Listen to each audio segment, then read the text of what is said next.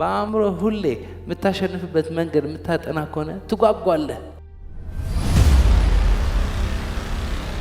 አቤት ፈተና ቢመጣ የምልበት ሰዓት አለ። ምክንያቱም ፈተና ይመጣልና ቅጥቅጥ ያደርገኛል። ግን ያ መቀጥቀጥ የሆነ ጥንካሬ ከኔ ያወጣል።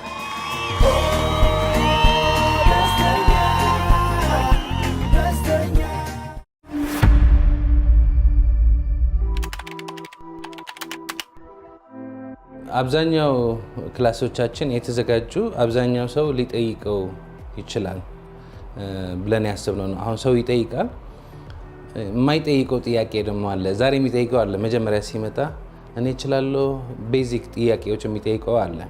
ከዛ ደግሞ የሚሻገሩ ጥያቄዎች ደግሞ አሉ። ማለት ዛሬ የማይጠይቀው ግን ነገ መረዳቱ ሲጨምር ነገ ሊጠይቀው የሚችል ጥያቄዎች፣ ትንሽ ቆይቶ ሊጠይቀው የሚችል ጥያቄዎች ያገናዘበ ነው ክላሱ የተዘጋጀው። ስለዚህ ስልጠናው ሰው ሳይጠይቅ መልሱን የሚያገኝበት ነው።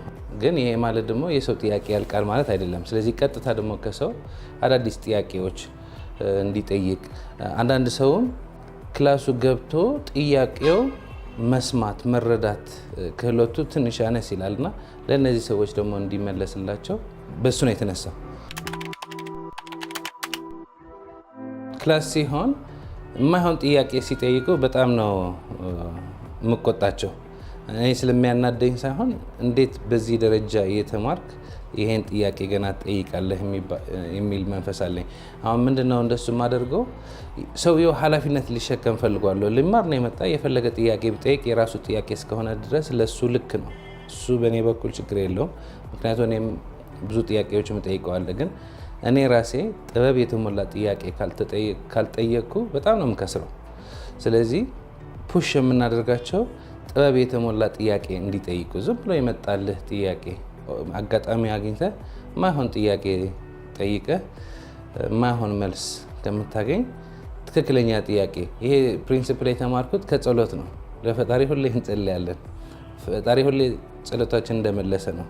ግን ጥበብ የጎደለው ጸሎት፣ ጥበብ የጎደለው ጥያቄ ስለምንጠይቅ ሰው ሲጸልይ የለም እዚያስ አፉ እየተንቀሳቀሰ ነው እየጸለየ ነው እንጂ የለም። ከሰው ጋር ሲወራ አፉ ሌላ ቦታ፣ አእምሮ ሌላ ቦታ፣ ስጋው እዚህ፣ መንፈሱ እዛ ነው። አሁን ሰብሰብ ማለት ነው። አንድ ሰው አንድ ቃል የምጠቀማት አለች ሰዎች ኦፈንድ የምታደርጉ ዶንት አስክ ስቱፒድ ኮሽን ስላለው ጥበብ የጎደለው ጥያቄ አትጠይቁ። ምክንያቱም ለእኔ ጥበብ የጎደለው ጥያቄ ከጠየቀኝ ነገ አንድ ነገር ፈልገህ በአንድ መስሪያ ቤት ጥበብ የጎደለው ጥያቄ ከጠየቅ፣ ባንክ ሄደህ ጥበብ የጎደለው ጥያቄ ከጠየቅ፣ ፈጣሪም ስትጸልይ ጥበብ የጎደለው ጸሎት ከጸለይክ ሁሌ የማትፈልጋቸው ውጤቶች ነው ወደ ህይወታችን የሚመጡ። ስለዚህ ጥበብ ተምረን አያልቅም፣ ጥያቄም ተጠይቆ አያልቅም። ግን ሞር ጥበበኛ ስንሆን፣ ሞር ጥበበኛ ጥያቄዎች ስንጠይቅ የሚመለሱንን መልሶች ደግሞ በዛ ደረጃ ጥበበኛ ይሆናሉ። ዳዊት ብዙ ጊዜ ህልም ምን ማለት እንደሆነ ያስረዳና በደንብ አድርጎ የገለጸ፣ ብዙ ሰዎች ህልማችን አይቻልም ብለው ጠረጴዛ ላይ አስቀምጠው የማይፈልጉትን ህይወት እየኖሩ ያሉ ሰዎችን እንደሚቻል ህልም እንደሚቻል እንደሚሳካ እና እንደሚያሳድግ በደንብ አድርጎ ያስተማረና ሰዎች በሰባቱም የህይወት ዘርፋቸው ህልማቸውን እንዲያሳኩ እንዲያድጉ በሚሊዮን የሚቆጠሩ ሰዎችን የረዳ ነው ዳዊት ድሪምስ አይደለ? የስ በኢትዮጵያ በአፍሪካ አንደኛ ፐርሰናል ዲቨሎፕመንት አሰልጣኝ ነው። የ21ኛው ክፍለ ዘመን ደግሞ ጀግና አይደለ? ከኔ ጋር በመሆን ከፍ ባለ ክብር እባካችሁ ዳዊት ድሪምስን ወደ መድረክ ጋብዙ።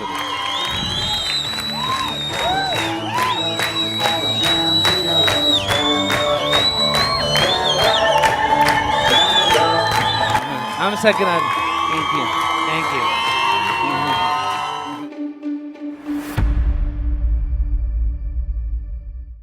አመሰግናለሁ። ብዙ ጊዜ በተለይ ስለ ፍርሃት በሰጠው ትምህርት ላይ አንዳንድ ነገሮች ያው ስለምንፈራቸው አናደርጋቸውም። ከዛ ቀጥሎ ደግሞ ስለ ደመ ነፍስ ስታስተምር ሁለቱ ነገር ትንሽ ተቀላቀለብኝ። ምንድነው በፍርሃት ማድረግ የማንፈልገውን ነገር ደመ ነፍስ የነገረኝ እንዳንል ያቺ ቦርደር ላይን ምንድነች በደንብ ክሊር እንዲሆንልኝ ይፈልጋለሁ። ምክንያቱም አንዳንድ ጊዜ እኔ ደመ ነፍስ ነግሮኛል ይሄ ነገር አያስኬድም እንላለን፣ ግን ስትፈትሸው ፍርሃት ሆኖ ታገኘዋለህና ትንሽ ሚክስ ስለሆነብኝ የሁለቱም ቦርደር ማወቅ ፈልጌ ነው። በፍርሃትና በደመ ነፍስ መካከል ምንድን ነው ልዩነቱ? አንዱ ፍርሃት ነው። ፍርሃት ያወራል። የፍርሃት ድምፅ ከውስጣችን ያወራል። ደመ ነፍስም ያወራል። አሁን ፍርሃት ከማን ነው የሚነሳው? ከፓራዳይም። ፓራዳይም ማለት ከልጅነታችን ጀምሮ እስከ ዛሬ ድረስ በአካባቢያችን ያሉ አባታችን፣ እናታችን፣ ወንድማችን፣ እህታችን፣ አስተማሪያችን፣ አለቃችን፣ ጓደኛችን፣ ጎረቤታችን በህይወታችን ተጽዕኖ የፈጠሩ ሰዎች የወረስ ነው የአእምሮ ፕሮግራም ነው። ስለዚህ ፓራዳይም ምንድን ነው የሚጠቅመን? ፈጣሪ ፓራዳይም የሰጠን ለምንድን ነው? የምናደርጋቸው ነገሮች ደግመን ማድረግ ከፈለግን 10 እያሰብን ከምናደርግ ሳናስብ እንድናደርግ ማለት ነው። አሁን ከእናንተ ጋር ያወራሁ ነው አይደለ? እጄ ወደ ውሃው ይሄዳል እና ጠጣለሁ። አሁን ይሄ አስበን ብናደርጎ ኖሮ አሁን እጄ ላነሳው ነው፣ ወደ ግራ ላዞረው ነው፣ ከዛ ላወርደው ነው። አስቡ ደግሞ ውስጥ ያለ ማስል መቆጣጠር ብሞክር ኖሮ ማለት ነው። ስለዚህ ፓራዳይም የተሰጠን አንድ ነገር አስበን ሳይሆን ሳናስብ ውሃ እንድንጠጣ፣ ምግብ እንድንበላ፣ ልብስ እንድንለብስ ፓራዳይም የሚባል የልማዶቻችንና የእምነታችን ድምር የሆነ የአእምሮ ውቅር ወይ ፕሮግራም ነው ፓራዳይም። ፓራዳይም አሁን በጣም ጠቃሚ ነው። ነገር ግን የተገነባልን ፓራዳይም ጎጂ ከሆነ ያጠፋናል። ለምሳሌ በገንዘብ ስንሄድ አንድ ሰው 5,000 የሚያገኘው አቅሙ 5,000 ስለሆነ አይደለም። አንድ ሰው 100,000 የሚያገኘው አቅሙ 100,000 ስለሆነ አይደለም። በውስጡ የተገነባው ፓራዳይም የ5,000 ነው። ስለዚህ የሚያስበው 5,000 ነው፣ የሚያምነው 5,000 ነው፣ የሚሰራው ለ5,000 ነው፣ የሚያገኘው ለ5,000 ነው። አንድ 100,000 የሚያስብ 100,000 ነው የሚያምነው፣ ለ100,000 ነው የሚሰራው፣ 100 ነው የሚያገኘው። ስለዚህ በገንዘብ የምንጠቅሰው ለምንድን ነው? ገንዘብ ነገሮች ግልጽ ለማድረግ ይረዳል። አሁን አንድ 5,000 ማግኘት የለመደ ሰው እዚህ ሲመጣ ትልቅ ህልም አለኝ ብሎ 100,000 ያገኛለሁ ብሎ ሲጮህ ፓራዳይም አብሮ ነው የሚጮኸው።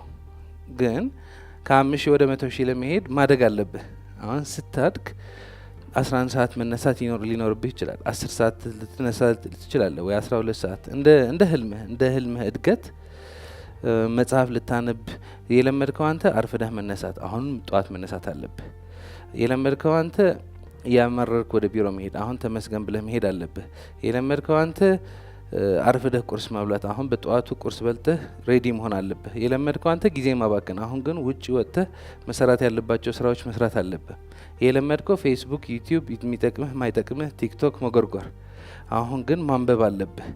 የለመድካቸው ጓደኞች አሉ፣ እነሱ ትተህ ወደ ቁም ነገር፣ ወደ ትምህርት፣ ወደ ማንበብ፣ ወደ ጥናት፣ ወደ የሚያሳድጉ ሰዎች መሄድ አለብህ። የለመድከው ስትዝናና ማምሸት፣ አሁን ግን ቶሎ ቤት መግባት አለብህ።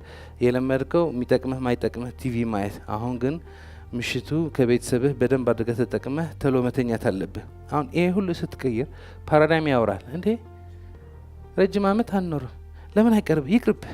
ይህል ለምን አይቀርብህም? ባይሳካስ? አዲስ ዓመት እንጀምር። ይሄ አሁን የማን ድምጽ ነው?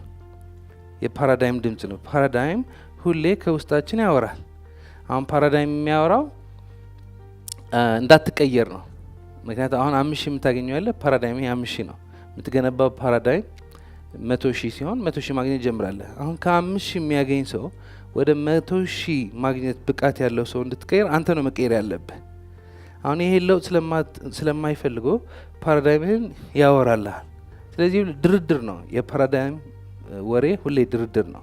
የሰው ልጆች 6 የአእምሮ መሳሪያዎች አሉ፣ 5 የስሜት ህዋሶች አሉ። 6 የአእምሮ መሳሪያዎች ምን መሆናቸው አብዛኞቻችን አናቅም። ምክንያቱም የምንኖረው በ5 የስሜት ህዋሶች ነው። በአይናችን፣ በአፍንጫችን፣ በጆሮአችን፣ በአፋችን፣ በምንቀምሰው፣ በምንዳስሰው ነው የምንኖረው።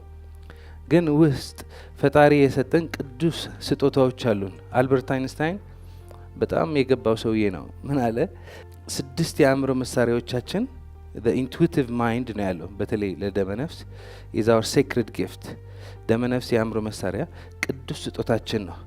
ፓራዳይም ደግሞ አገልጋያችን ነው። እኛ የፈጠርነው ማህበረሰብ ቅዱስ ስጦታውን የረሳና አገልጋዩን የተገዛ ሰው አገልጋዩን የተገዛ ነው። ፓራዳይም ማርፈድ ከለመድ በቃ አርፋጅ ነህ። ወሬ ከለመድ ወሬ ነህ። ድህነት ከለመድክ ድሃ ነህ። ሰው ፓራዳይሙን ነው የሚገዛ እና ተቀየር ብትለው አይመቸኝም ነው የሚልህ። አሁን ምን ይመችሃል ሳይሆን ምን ይጠቅምሃል ነው። አሁን 6 የአእምሮ መሳሪያዎች ቅዱስ ስጦታችን ነው። ሰው የሚያደርገው በ6 የአእምሮ መሳሪያዎቹ እንጂ በ5 የስሜት ህዋሶቹ አይደለም። 5 የስሜት ህዋሶችማ ድመትና ውሻ አላቸው።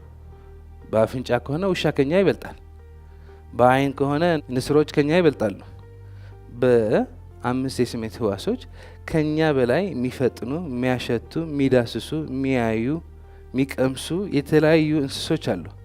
ሰው የሚያደርገው አእምሮ ነው። አእምሯችን ነው ቅዱስ ስጦታችን። መንፈሳዊና አእምራዊ አካላችን ነው ቅዱስ ስጦታችን። እኛ የፈጠርነው ማህበረሰብ ለአእምሮና ለመንፈሱ የረሳ ለስጋው የተገዛ ማህበረሰብ ነው። አሁን ከስጋ ስንላቀቅና ወደ አእምሮ ወደ መንፈስ ስንሄድ በቃ ቦታችን ተአምር ነው። አሁን ደመ ነፍስ የአእምሮ መሳሪያ ከስጋ የተለየ ነው። 6 የአእምሮ መሳሪያዎች፣ የመጀመሪያ የአእምሮ መሳሪያ ማስታወስ ይባላል። 2ኛ ማሰብ፣ 3ኛ እይታ፣ 4ኛ ምናብ፣ 5ኛ ትኩረት፣ 6ኛ ደመ ነፍስ የአእምሮ መሳሪያ ነው የሚባሉ። ይህ የጠየቀኝ የአእምሮ መሳሪያ ደመ ነፍስ ይባላል። ስሙ ስታዩት 2 ባህሪ ነው ያለው።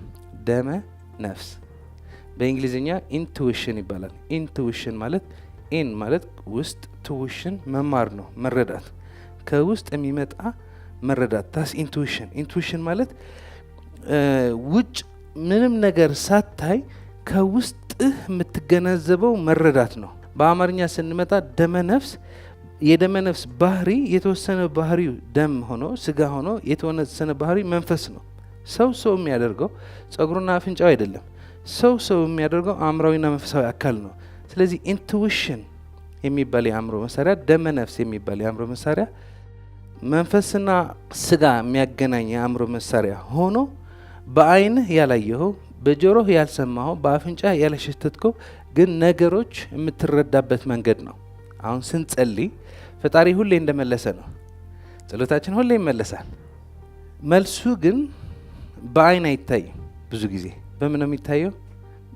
በጆሮ አይሰማም። በምን ነው የሚደመጠው? በደመ ነፍስ። ሁሌ የሚሰጠው ኤግዛምፕል አለ። አንድ ሰውዬ ራሱን ለማጥፋት ሄደ እና ሲሄድ በር ላይ ህፃን ልጅ አገኘው። ያ ህፃን ልጅ ምን አለው?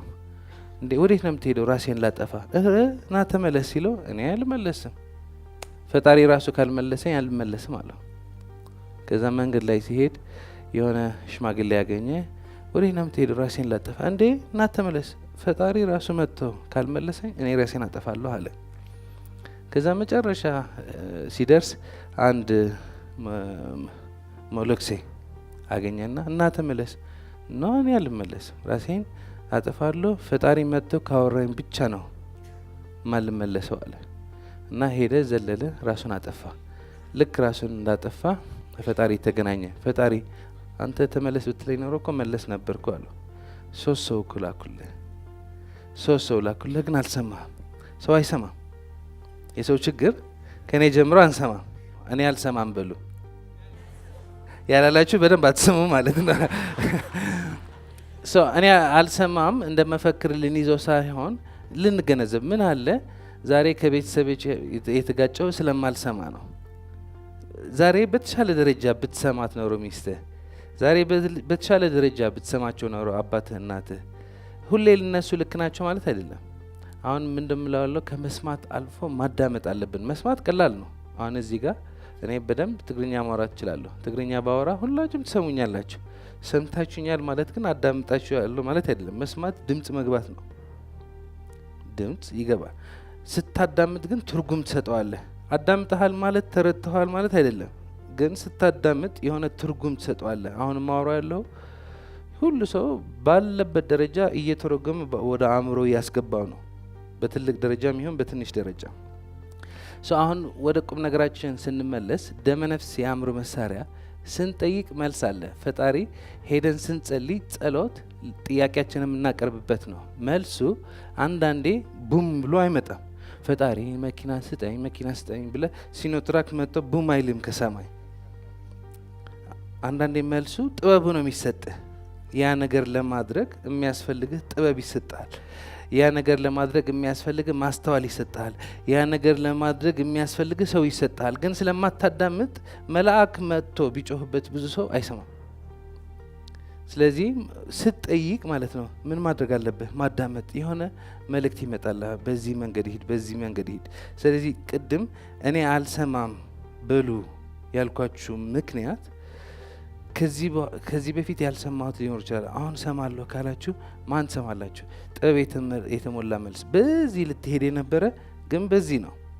አሁን ወደዛ ለመሄድ በዚህ ልታገል ትችላለህ፣ ወይ ደግሞ በዚህ መንገድ አለ። አሁን ሁሌ ጥበብ አለ። ጥበብ የምታዳምጥ ከሆነ በጣም በቀለለ በተሻለ መንገድ ማሸነፍ ይቻላል። ፓራዳይም ይቅርብህ ነው። ተኛ፣ አይሳካልህም፣ ቀርቶብሃል።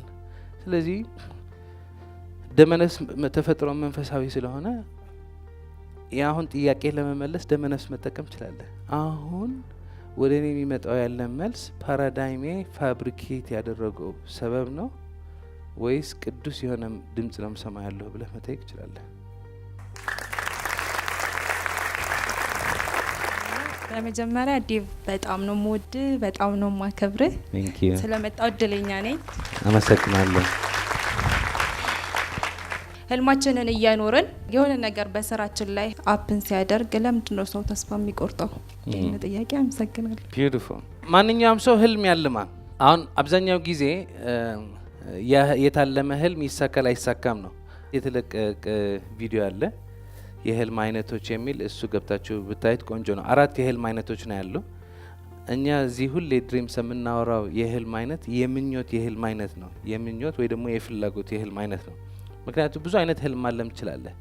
ሌላ ሰው ስላለመው፣ አጠገብ ያለ ሰው ሱቅ ስለከፈተ እኔ ሱቅ ከፍታለሁ፣ አጠገብ ያለ ሰው መኪና ስለገዛ የሱ ህልም ልታለም ትችላለህ። ሰው ኮፒ ያደርጋል ከሌላ ሰው። አሁን እንደዚህ አይነት ህልሞች ምን ያክል ታሳካቸዋለህ የታወቀ ነው። ግን ከውስጥ ላንተ የሚቀሰቅስህ ህልም አለ። እኔ ይሄ ህልም ማሳካት ፈልጋለሁ፣ እኔ ይሄ ህልም መኖር ፈልጋለሁ፣ እኔ ይሄ ህልም አድርገዋለሁ የምትለው ህልም አለ። አሁን ሁሌ የምጠቅሰው ኤግዛምፕል አለ። ያ ኤግዛምፕል ምንድን ነው? ህልም ለመረዳት ሰርግ ሲሆን እንዴት ናቸው? ጉጉቱ እንዴት ነው? ሰርግ ሲሆን ሰርጉ የእናንተ ሊሆን ይችላል፣ የወንድማችሁ ሊሆን ይችላል፣ የእህታችሁ ሊሆን ይችላል፣ የጎረቤታችሁ ሊሆን ይችላል፣ የጎረቤታችሁ ጓደኛ ሊሆን ይችላል። ሰርግ ሲሆን ሰው ማገልገል ይወዳል። አብዛኛው ሰው እኔ ስመለከተው የማገልገል ጉጉት አለው። አጋጣሚውና ቦታው ካገኘ ሰው ማገልገል ይወዳል። ሲከፋውና ክፋት ሲሞላ ብቻ ነው የሚዳከመው እንጂ ሰው በቃ ኢኔት የሆነ የማገልገል ፍላጎት አለው። አሁን እዛ ሰርግ ሚኪ ሊያገባ ከሆነ አሁን ለምሳሌ 500 ሰው ካለ የሚኪ ቤተሰብ የሚኪ ሰርግ እንዳይበላሽ ያለኝ ነው ማውጣ እና በተለይ ሙሽራ ሙሽሪት ወር ሙሉ አያርፉም፣ ሳምንት ሙሉ አያርፉም። ቲቪ አያዩም፣ ፌስቡክ አያዩም፣ ዩቲዩብ አያዩም። ሰርጉ እሁድ ከሆነ አርብ ማታ አይተኙም። ቅዳሜ ቢዚ ነው። ከዛ ጸጉር መሰራት አለ፣ ጠዋት ቤተ ክርስቲያን መነሳት አለ፣ ድጋሜ ጸጉር መሰራት አለ፣ ከቤተሰብ ፎቶ መነሳት አለ፣ ከዛ ፓርክ ሄደው ፎቶ መነሳት አለ፣ ከዛ ሰርጉ አለ። በተለይ ሴቶች ቬሎው ጫማው ሸከም ነው። ግን በዛን ሰርግ የሚያመው ሰው የለም። ሁሉ ሰው አመመኝ የምትል ሙሽሪት ሰምታችሁ ታውቃላችሁ ወይ? ሙሽራ የሚያመው የለም። ሁሉ ሰው ፈገግ ነው። ምን ቢያክል ቢደክማቸው ይህ የውስጥ ፍላጎት የኔ ዋና ጥቅስ ምን ነው የሚለው? የሰው ልጅ ሲፈልግ ተአምረኛ ካልፈለገ፣ አሁን ያ እሳት ካለ ማለት ነው። ሰርግ ቀላል ስለሆነ አይደለም፣ ሰው ስለፈለገ። የሰው ልጅ ሲፈልግ ተአምረኛ ነው። ምንም ቢሆን ምንም አይደክመውም፣ ያሳካዋል። ሰርጉ ካለፈ ሳምንት ሙሉ በልቶ ሀኒሙን ጠጥቶ አርፎ ተኝቶ ፌስቡክ አይቶ ቲቪ አይቶ ወሬ ስንት አውርቶ ሰኞ ጠዋት ሂዱ ሲባል ምን ነው የሚለው? ሰው አመመኝ ከሳምንት ልምጣ። የሰው ልጅ ካልፈለገ ሰበበኛ ነው። የሰው ልጅ ሲፈልግ ተአምረኛ፣ ካልፈለገ ሰበበኛ፣ ወረኛ። ስለዚህ እኔ ተአምረኛ እንደሆን ሁሌ የኔ ወይ የቤተሰብ ሰርግ መኖር የለበትም። ከውስጥ የሚመጣ ጉጉት ምን ያጓጓሃል? ህልም የሚባለው እሱ ነው። ምን ያጓጓሃል? አሁን ለምሳሌ እኔ እዚህ ጋር መጥቶ ለዚህ ፕሮግራም መዘጋጀት፣ ለዚህ ፕሮግራም ማጥናት፣ ለዚህ ፕሮግራም ራሴን መቀየር፣ ይህ ትምህርት መማር፣ መመራመር፣ ማጥናት፣ መረዳት፣ ማስተዋል፣ መጠቀም፣ ለሌላ ሰዎች ማስተማር ምንም ማልደራደርበት ነው።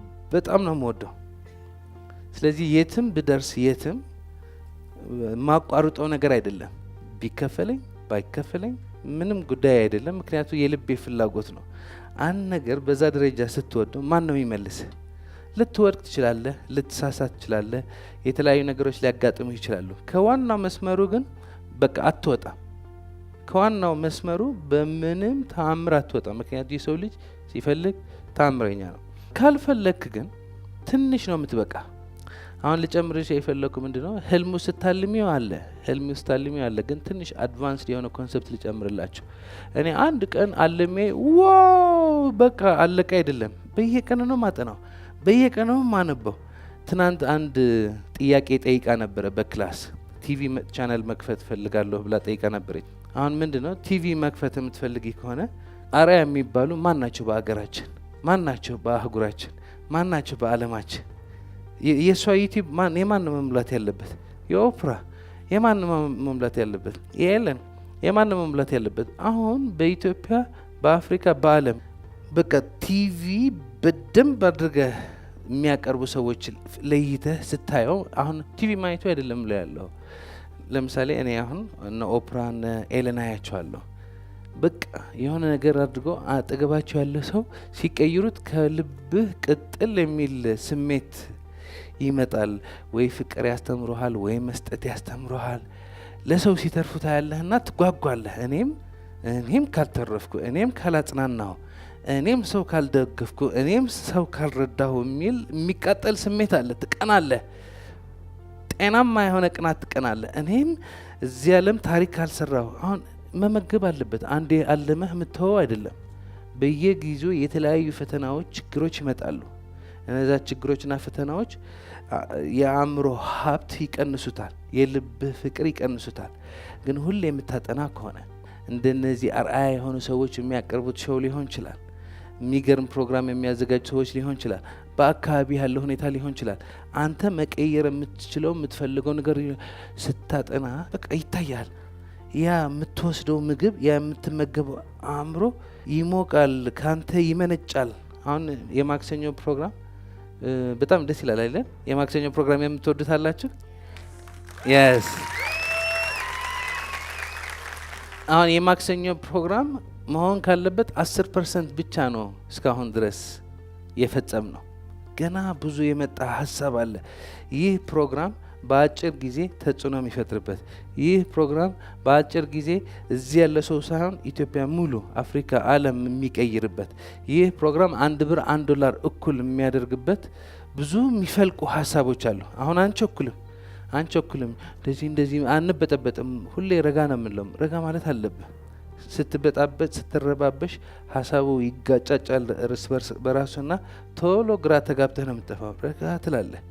ረጋ ትላለህ፣ ግን ሁሌ ሀሳብ ታመነጫለህ፣ ታሻሽለዋለህ፣ ትቀይረዋል፣ ይፈልቃል። አሁን እዚህ የሚመጣ ሰው እኔ ሁሌ በስብሰባችን የምንጠቅሰው እዚህ የሚመጣ ሰው ከተለያዩ ቦታዎች የሚመጡ አሉ። ስለዚህ የተገኘው የተለቃቀመ ነገር አናቀርብም። ምክንያቱም በቃ ሰው አፍቅሮን ወዶን መጥተዋል። ስለዚህ ምንድን ነው የምንመልሰው? እጥፍ መመለስ መቻል አለብን። አሁን እንደዚህ አይነት ፍቅር ካለ፣ የማገልገል ፍቅር ካለ የትም ብትደርስ የትም የሚያቆምሽ የለም።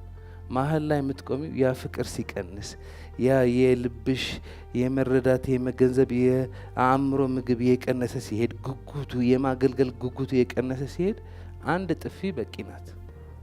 ስለዚህ ሁሌ ሀብታም ልብ ይኖርሽ። ይሄ የሰው ልጅ ሲፈልግ ተአምረኛ ካልፈለገ ሰበበኛ። ትላንት አንድ ተማሪ እየነገረች ነበርና እኛ ክላስ ተማሪ ነችና ክላስ ለመምጣት ምንም ብር አልነበራትም እና 20 ብር ነው የሚያስፈልጋት እና በሁሉ ነገር ሞከረችና አጣች እና በመጨረሻ እዚህ ለመምጣት ምን አደረገች? ካርድ አስላከች። በጓደኛዋ ካርድ አስላከችና ያንን ካርድ አስልካ ሱቅ ሄዳ ሸጠች። ሸጣ ነው 20 ብር ይዛ እዚህ ክላስ የመጣችውና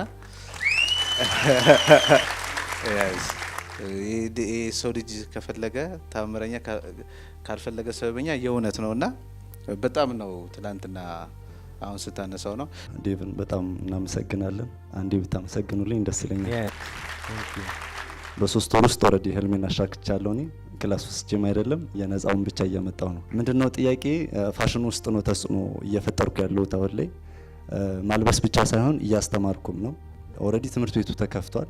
መስከረም ላይ አቅደ ነው ህዳር 21 ተከፍቷል ብለን ህዳር 21 ከፍተናል። አሁን ከ21 ወደዚህ ውስጤ ላይ ፍርሃት እየመጣ ማለት መጀመሪያ አብዳሃል ወይ ሲባል የነበረው ብከስሩስ ምናምን እሱን አልፈን መተን አሁን ላይ ደግሞ ባናገኝስ አሁን ከተማሪ ጋር ነው ያው ግንኙነታችን ማስተማር ስለሆነ ተማሪ ባይኖርስ የሚለውን ፍርሃት ወይም ደግሞ ቢዝነሱ ተጀምሮ ራሱን ችሎ እስኪንቀሳቀስ ያለውን ሂደት እንዴት ነው ማሸነፍ የምንችለው? መጀመሪያው ጥያቄው ምንድነው ህልሜ ነው። አሁን ህልሙን አለምከው። አሁን እሱ የመጀመሪያ ነው።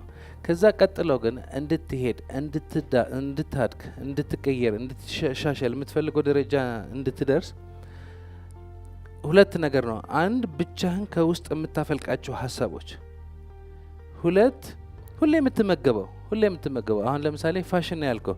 በኢትዮጵያ በፋሽን ኢንዱስትሪ የሚሰራ ስራ አለ የለም? አለ አይደለ? አሁን ምን መሰላችሁ እኔ ስወለድ አባቴ ቤት ሆነን ስናወራ አሁን አስመራ ኒያላ የምትባል ህንጻ ነበረች። እሷ ብቻ ነበረች ህንጻ። እሷ ስለተሰራች የአስመራ ሁሉ ህንጻ የተሰራ ነው የሚመስለን የነበረ። ድሮ ነበረ ጊዜ አሁን ሳንሰራ አለፈን ይባል ነበረ። አዲስ አበባ ስመጣ እንደሱ ነው። ዳዊት አሁንማ ቫት ተጀመረ እዚህ ሀገር ሁሉ የሚሰራ ስራ አልቋል፣ ምንም የሚሰራ የለም አሁን ነው የሚባለው። አሁን በዚህ 10 አመት ያ ሁሉ ነገር ከስሬ አሸንፌ ስደርስ ያ ገና ስመጣ እቺ ሀገር ተበልታለች የሚለው የነበሩ አሁንም ተበልታለች፣ ምንም ስራ የለም፣ ሁሉ እኮ አልቋል ያል ነው። ምንም እኮ አልተሰራ ስለማናውቅ ነው። ነምበር 1 ስለማናውቅ፣ ነምበር 2 የምንከታተለው ምግብ ነው የአእምሮ ምግብ። እነ ዩቲዩብ እነ ፌስቡክ እነ ቲክቶክ ኢንስታግራም ሁሉም የምንከታተላቸው ወደ አእምሮ የሚገቡ ናቸው። አሁን ወደ አእምሮ የሚገቡ ወሰዱት፣ ጨረሱት፣ ቦታ የለም፣ መሬት የለም፣ ገንዘብ የለም፣ ሊያጠፏት ነው፣ ሊያጠፉን ነው። ሁሌ እንደዚህ ከሆነ እየተመገብከው ነው። ስለዚህ የገባ ነው የሚወጣው፣ እየተመገብከው ይወጣል አይደለ? ስለዚህ ስታስብ እንዳይወስድብኝ ልውሰድባቸው፣ ሳይቀድሙኝ ልቅደማቸው ከማጣት ነው። የአእምሮ በቃ የማጣት ያለ ማግኘት ሀሳብ ከሆነ ካንተ የሚወጣው እሱ ነው።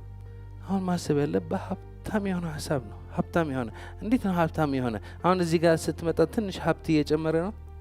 አንዳንድ ነገሮች እየታየህ ነው። ሀብታም ሀገር ናት አይደለችም ሀገራችን? እስከ ሀብታም የሆነ ጭብጨባ ይሰማል። ብድቅ ማለት አለብህ አይደለም እንዴ? ብድቅ ያለ ሰው ይታየዋል። ምናምን ካልክ አይታየም። ስለዚህ ብድግ በሉ። ገብታችኋል? ሀብታም ሀገር ነው። አንቺ ሀብታም ነሽ፣ እኔ ሀብታም ነኝ፣ እኛ ሀብታም ነን። ሀብታም የሆነ ሀገር ነው ያለ። ግን ትኩረታችን ሰበር ዜና ነው። ትኩረታችን ድህነት ነው። ትኩረታችን ማጣት ነው። ምን ሰው ሁለት ሰዎች ሲያገናኙ ሞቅ ያለ ወሬ የሚያወሩ ምን ሲነሳ ነው? ሀሜት፣ ድህነት፣ ምን እናድርግ፣ ኑሮ ውድነት። በቃ አሪፍ ነው ኑሮ ውድነት፣ እንደዚህ ሆነ፣ ዘይት ተወደደ ምናምን ሲባል በቃ ይጓጓሉ። አዚፍ ወደ ጨረቃ እንሂድ እንደሚሉ ማለት ነው። አዎ ሰምታል።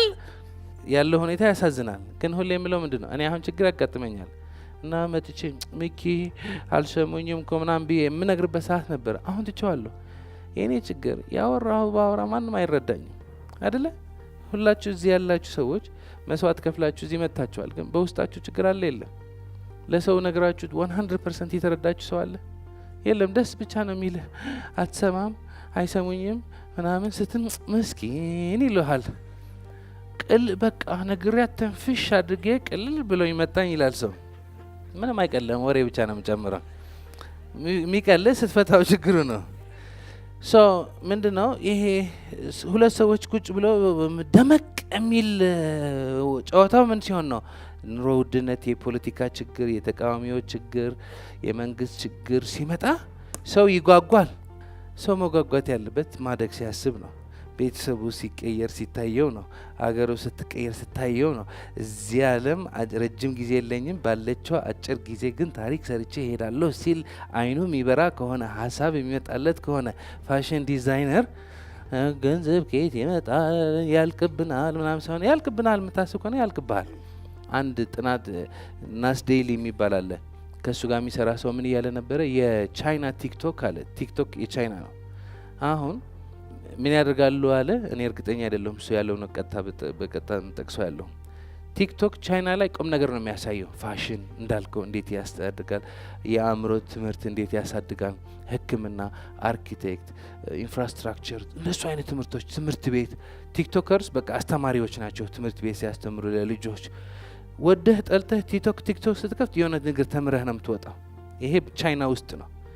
አሜሪካ፣ አፍሪካ፣ ዩሮፕ ምናምን ሲሆን በቃ ይሄ የምታዩት ጨፈርኩ፣ ጫማ ገዛሁ፣ ልብስ ማኪያቶ ጠጣሁ፣ አዲስ አይነት እንቅስቃሴ ለመድኩ ምናምን። አብዛኛው ሰው ትራሽ የሆነ ምግብ ይመገባል። ስለዚህ ምን ትጠብቃለህ? ሙሉ ቀን ወሬ ካየህ ወጥተህ ወሬ ነው የምትሆነው። ከዛ በድንገት እዚህ ስትመጣ ድርጅቴ ቢከስርስ? እንዴት አይከስርም? አንተ ከስረሃል እኮ። አንተ ከከሰርክ እንዴት ነው ድርጅትህን የማይከስረው? አንተ ሀብታም ከሆንክ እንዴት ነው ድርጅትህን ሀብታም የማይሆነው? ስለዚህ ራስህ ላይ መስራት ነው። አንተ ሀብታም ከሆንክ ድርጅት ሀብታም ነው። ምክንያቱም ሀብት ምንድን ነው? ገንዘብ ምንድን ነው? ገንዘብ ለምትሰጠው አገልግሎት የሚሰጥ ሽልማት ነው። አገልግሎቱ ሁሌ ሀሳብ ነው። ማክሰኞ ከሀሳብ ነው። እዚህ ጋር ልበሉ። ማክሰኞ እንደዚህ ያያችሁት ነው አይደለ? እንደዚህ አልነበረም። ሀሳብ እኮ ነው። ዳዊትን ይጠይቁ እኮ ሀሳብ ነው። ማን ፈጠረው? እኛ። አሁን እኛ ፈጠር ነው ስንል ማካበዳችን ነው። ምክንያቱም ምንም ነገር አንፈጥርም። ፈጣሪ ሁሉ ነገር ፈጥሮ ጨርሶታል። እኛ ሀሳቦች ማገጣጠም ነው። ለምሳሌ እኔ ዳዊት ድሪምስ ነኝ የፈጠርኩት። እኔ ዳዊት ድሪምስ ነኝ የሚል ህልም ነው የፈጠርኩት። ግን ድሪምስ የሚል ቃል ነበረ እኔ ከመወለዴ በፊት። ድሪምስ ማለት ዳዊት ሪለንትለስ ኢትዮጵያን አፍሪካን ሞቲቬሽናል ስፒከር ማለት ነው። ዳዊት የሚባል ቃል ነበረ። ሪለንትለስ ኢትዮጵያን አፍሪካን ሞቲቬሽናል ስፒከር የሚባል ቃል ነበረ። አገጣጠምኩት። ማገጣጠም ነው። ሁሉም ነገር አለ። ህልሜ ለማሳካት የሚያስፈልግ ገንዘብ፣ ሰው፣ ቦታ፣ ትምህርት አለ። ግን እኔ ሰብሰብ ስል አእምሮዬ ላይ ግንብት ሳደርገው የሚያስፈልገኝ በሰዓቱ መጥተው ቁጭ ይላል። አሁን እኛ ሚኪ፣ ሮቤል፣ አብርሃም እዚህ የነበሩ ሲኒየር የሆኑ ቲሞች ስንመካከር ላይ አራተኛ በ20 ሰው በ30 ሰው ነው የተጀመረው። የማክሰኞ 50 ሰው ሆነ፣ 100 ሰው ሆነ። ከዛ እዚህ ወረድን፣ የተለያዩ ነገሮች እንትን አደረግን። ማህል ላይ ተጋጨን። እንደዚህ መሆን የለበትም። እንደዚህ የሆነ ሰዓት ሙዚቃ በዝቶ ነበረ። አይ ሙዚቃ ሌላ ቦታ ያገኛሉ፣ እዚህ ጋር ማግኘት ያለበት የአእምሮ ብዙ ነው ያለ። አሁን እዛ ጋለች አትራኖስ በአጋጣሚ አይደለችም እዚህ ሆነችው። የ10 ደቂቃ ክርክር ነው። እዚህ ጋር ትሆን፣ እዛ ጋር ትሆን፣ እዚህ ይሁን፣ ሁሉ ነገር ማለት ነው ሀሳብ ነው። አሁን ሀብታም የሆኑ ሀሳቦች ስታንሸራሸር መማር የሚፈልግ ጥበብ የሚፈልግ ሰው አለ የለም? አዎ እኔ ካለሁ ለኔ የሚሆን ሰው አለ። ስለዚህ ለፋሽኑ አንተ ካለህለት፣ ለፋሽኑ አንተ የምትፈጥር ከሆነ አንተን የሚመጥን ሀሳብ፣ አንተን የሚጠቅም ነገር በሰዓቱ ይሰጣል። ብቻ ሀብታም የሆነ የዲዛይን አይዲያዎች ይኖሩ። አንተ ብቻ አይደለም ምልህ ያለው። እባካችሁ ተባብረን ማለት ነው። ቲክቶኩ በቁም ነገር ሙልት እናድርገው። ዩቲዩቡ በቁም ነገር ሙልት እናድርገው።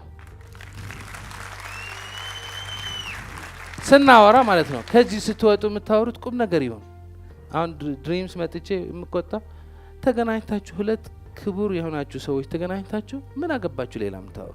ስታወሩ ማክሰኞ እንዴት እናገልግል፣ እንዴት እናሻሽል፣ ሐሙስ እንዴት እናሻሽል፣ ሰኞ እንዴት እናሻሽል፣ እኔ እንዴት ላሻሽል ንገሩኝ። እኔ ስነግራችሁ ደግሞ ስሙ። ሌላ ምን ታወራለህ? አጭር ጊዜ ነው ያለ። እንሄዳለን 30 40 50 ዓመት እንሄዳለን ከበዛ። ስለዚህ ከመሄዳችን በፊት ቁም ነገር ሰርተን እንሄድ። ሀብታም የሆነ አእምሮ፣ ልብ፣ ህይወት ይኖራል። አሁን መጨረሻ ላይ ያልካት ትላንት እኔ ብዙ ነገር ነው ያጋጠመኝና ናሆም ሽኝት አልነበረ። አሁን 8 ዓመት ቆይቷል እዚህ 8 ዓመት ቆይቷልና 8 ዓመት የቆየው ውጪ ሄዳለው በሚል ነውና 8 ዓመቷን በደንብ አልተጠቀመባትም እና የቆጨው ነው የሚናገረውና በህይወት መጨረሻ ላይ የሚቆጨን አርገናቸው የተሳሳትናቸው ነገሮች ሳይሆን ማድረግ እየቻለን ያላደረግናቸው ነገሮች ናቸው መጨረሻ ላይ የሚቆጩንና ስለዚህ ያለንን ነገር ብናደርግ ይሻላል። የተሳሳትነው ነገር አይቆጨንም። ወደ ኋላ ተመልሰን የተሳሳትነው ነገር አይደለም የሚቆጨን ማድረግ ያለብን ማድረግ እየቻለን ያላደረግነው ነገሮች ነው ብሏልና ስለዚህ አሁን ጊዜው የኛ ነው። ስለዚህ ማድረግ ያለብን ነገር አርገን እንኳን ብንሳሳት በኋላ እሱን አይደለም እናስታውሰው ማድረግ እየቻለን ያላደረግነው ነገር ነውና ጊዜው አሁን ነው። ስለዚህ ማድረግ ያለብን በደንብ እናርግ በኋላ እንዳይቆጨን ለማለት ነው። yes የኔ ጥያቄ ላይክ ደስታ በሁለት ነገሮች እናገኛለን። ለምሳሌ አንተ ድንቅነሽ ብትለኝ ከውጪ ይሆናል። ከውስጣችን ደግሞ የምናመነጨው ደስታ አለና የሱ ኮንሰፕት ላይ ትንሽ ማብራሪያ ፈልጌ ነበረ። የውስጥ ደስታ ነው የምናወራው ያለ ነው። አሁን አንድ በጣም እርግጠኛ የምንሆንበት ነገር ውስጥ መቀየር እንችላለን፣ ውጭ መቀየር እንችላለን። ግን እርግጠኛ መሆን የምንችልበት ነገር ውስጥ እንደምንፈልገው መቀየር ከባድ ሊሆን ይችላል አይደለ? አሁን ድሪምስ ያለ ፋሚሊ እኔ በምፈልገው ደረጃ መቀየር ፈልጋለሁ፣ ግን አይሆንም። ማንኛውም ሰው በገባው በሰማው ባዳመጠውና በተረዳው ደረጃ ነው የሚያድገው። ያልሰማ ሰው ደግሞ አስበው። ስለዚህ እኔ የምናደደው ለምንድን ነው? ሚኪ ስላልሰማኝ ነው። እኔ የምናደደው ለምንድን ነው? ጎረቤቴ ስላልሰማኝ ነው። እኔ የምናደደው ለምንድን ነው? ወንድሜ እህቴ ስላልሰሙኝ ነው። አሁን አንድ መረዳት ያለብን ሚኪ የራሱ ህይወት አለው፣ ወንድሜ የራሱ ህይወት አለው። አሁን እኛ ውጭው ዓለም በመቀየር ቢዚ ነን። በምን ቢዚ ነን ቢባል ውጭውን ዓለም ሚስት ባሏን መቀየር ትፈልጋለች፣ ባል ሚስቱን መቀየር ይፈልጋል። ሁለቱም ቢጠየቁ ሁለቱም ልክ ናቸው በራሳቸው። ስለዚህ ትግል ነው። እኔ ልክ ነኝ እናንተ ተሳስታችኋል ነው። ሌላ ሰው ደግሞ እኔ ልክ ነኝ እናንተ ተሳስታችኋል ነው። ስለዚህ በጣም የአብዛኞቻችን ትኩረት ምን ላይ ነው ያለ? ሌላ ሰው መቀየር፣ መንግስት መቀየር፣ አገር መቀየር፣ ሌላ አገሮች መቀየር፣ ከዛ አልፎ አሜሪካ መቀየር። አሜሪካ መቀየር እንፈልጋለን አይደል? አሜሪካ እንድትቀየር ሰላማዊ ሰልፍ እንወጣለን አይደል? ቻይና እንድትቀየር፣ ራሽያ እንድትቀየር ብዙ ነገሮች እናደርጋለን። ስለዚህ ጦርነታችን ምን ላይ ነው? ውጪ ልትቀይረው ይችላለህ፣ ላትቀይረው ይችላለህ። ብዙ ነገር ነው ያለ ውጪውን መቀየር። ስለዚህ ውጪው እንደምትፈልገው አልተቀየርልህም እንበል፣ ችግር የለውም። ውስጥ ካልቀየርኩት ግን ማን ነው ተጠያቂ? ውስጥ ሰላም ካላደረግኩት ማን ነው ብቸኛው ተጠያቂ? ሌላ ሰው ነው እንዴ? ውስጥ ነኝ ነው የምቆጣጠረው አይደለ? አሁን እዚህ ጋር መጥቼ ከሚኪ ጋር ከተናደድኩ ሚኪ አይደለም ያናደደኝ፣ እኔ ስለ ሚኪ ያሰብኩት ሀሳብ ነው የሚያናደኝ። ሚኪ እኔ በምፈልገው ደረጃ ሊቀየር ይችላል፣ ላይቀየር ይችላል። እሱ የሚኪ ጉዳይ ነው። እኔ ደግሞ የራሴ የቻልክ ሰው ነኝ። አሁን ሚኪ ሳይሆን የሚያናደኝ እኔ በግሌ ስለ ሚኪ ማስበው ሀሳብ ነው የሚያናደኝ። ማለት እኔና ሚኪ ሆነ ሚኪ ከተናደደ እኔ ያናድጀው ልሆን እችላለሁ አይደለ? ሚኪ ብቻውን ሆኖ ከተናደደ የማን ችግር ነው? ከሚስት ጋር ሆነ ከተናደድ ሚስት ልትሆን ይችላለህ። መስሪያ ቤት ሆነ መስሪያ ቤት ካናደዱ መስሪያ ቤትህ ሊሆን ይችላሉ። ብቻህን ቤት ሆነ ሻወር የወሰድክ ከተናደድ ጧት ተነስተህ ካልክ አንተ የራስህ ጠላት አይደለም። ስለዚህ የውስጥ ሰላም የኔ ምርጫ ነው።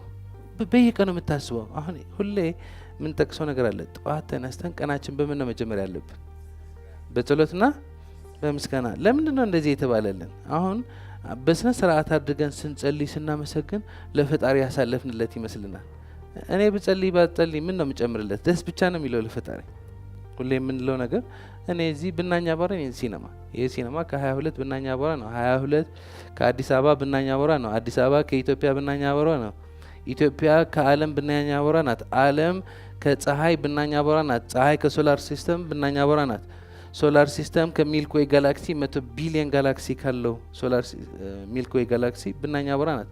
ሚልክዌይ ጋላክሲ ከዩኒቨርስ 100 ቢሊዮን ጋላክሲ ካለው ብናኛ አቧራ ነው። አሁን ደግሞ ዩኒቨርስ ማልቲቨርስ አለ።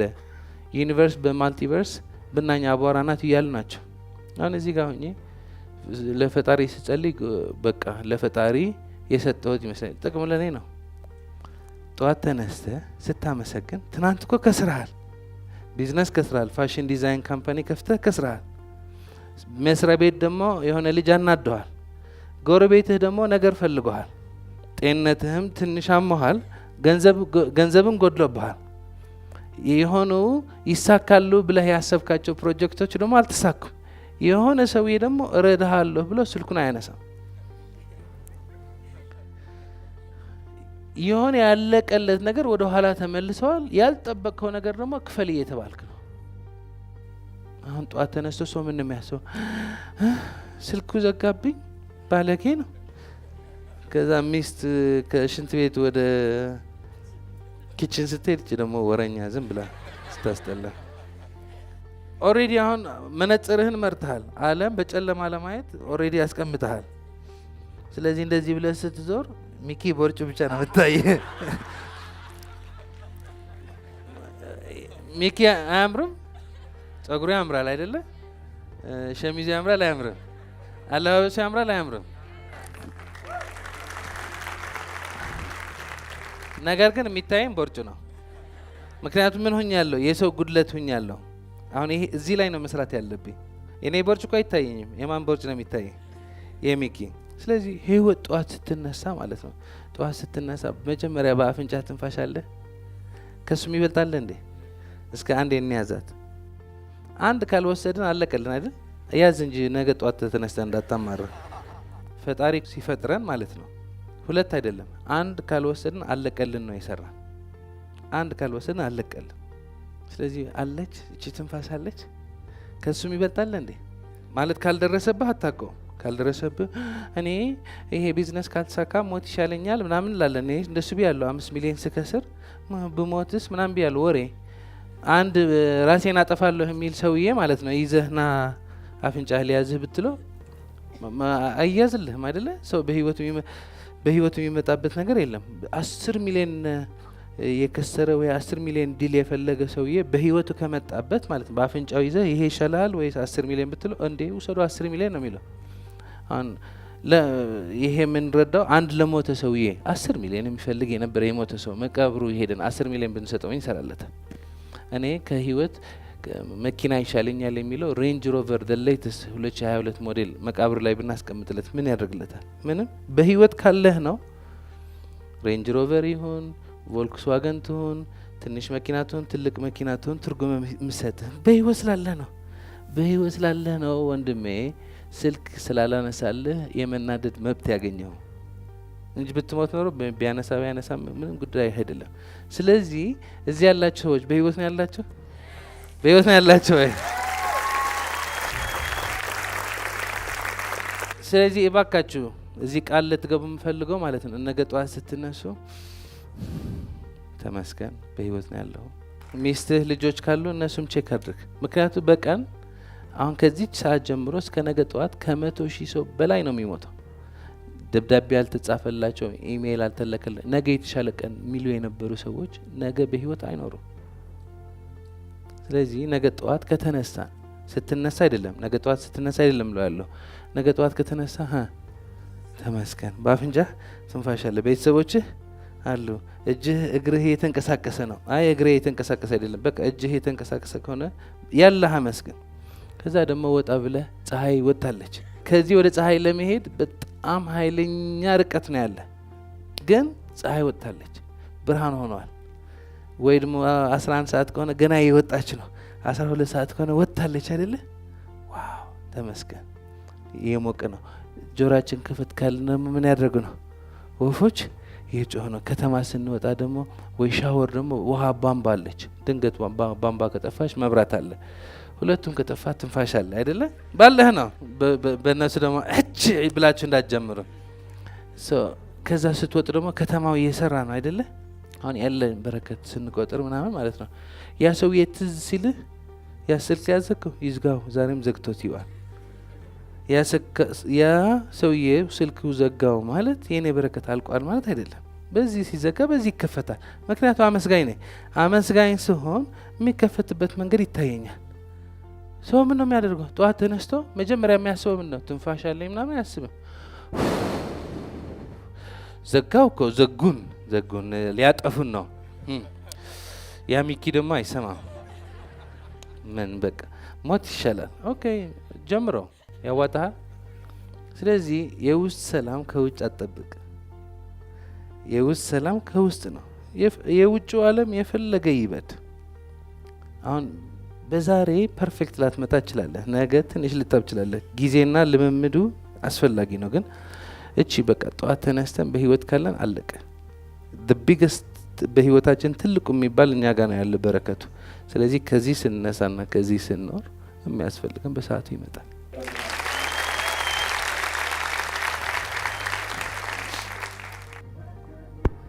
እሺ አመሰግናለሁ። ማለት አይቻልም ያልክበትን ከህይወት ተሞክሮ አንፃር ከህይወት ልምድ ያለን አንፃር እሱን ብትነግረን። አዲስ ነህ መሰለኝ።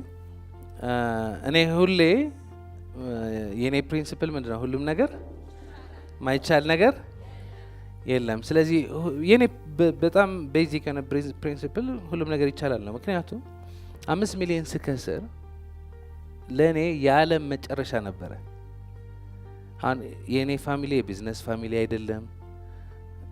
አዲስ አበባ ስመጣ ብዙ ህንፃዎች የሄድኩ እዚያ አካባቢ ያሉ ኮምፒውተር እሰራለሁ እና ትላልቅ ህንፃ ትላልቅ ቢዝነስ ያላቸው ሰዎች ነው። ይሄ ኮምፒውተር ሰርቼ አጽድቼ ስራ ላይ የሚያውቁኝ ሰዎች በደንብ ያውቃሉ።